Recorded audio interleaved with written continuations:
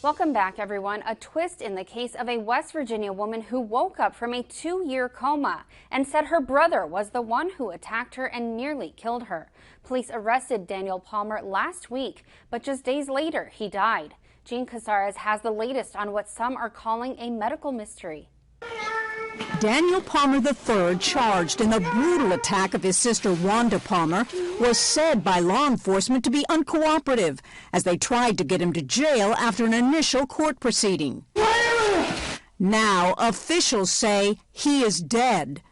Palmer died Thursday night in a hospital after being in jail for 5 days.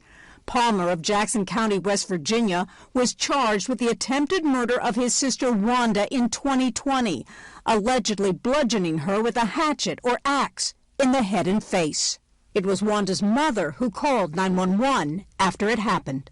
They came Wednesday morning to mow her grass, and they found her in a big pool of blood. They said, and they ran up on the hill real fast on a four-wheeler and told us, and I called the police and the ambulance. Wanda was found in her living room. We show up and we see her on the couch, bloodied, battered, bludgeoned in the head and face area. They believed she was dead, but then heard sounds, quote, commonly referred to as the death rattle.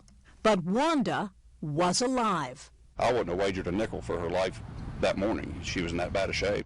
According to the criminal complaint, a witness saw Wanda's brother at her trailer that night, and investigators say there was a history of violence between them.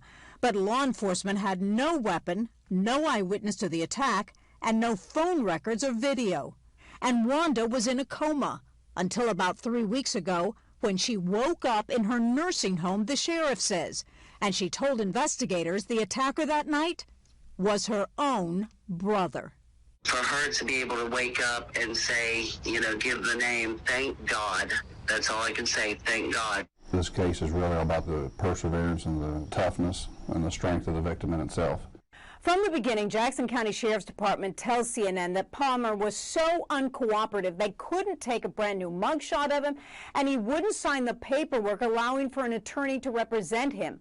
Now the question is, would he not cooperate, or could he not cooperate because of a medical condition that no one ever knew existed? His attorney and guardian ad litem, Ryan Ruth, tells CNN that he will be looking into that, and also says that Palmer was in bad shape, non-responsive, and basically alive by the machine in the hospital.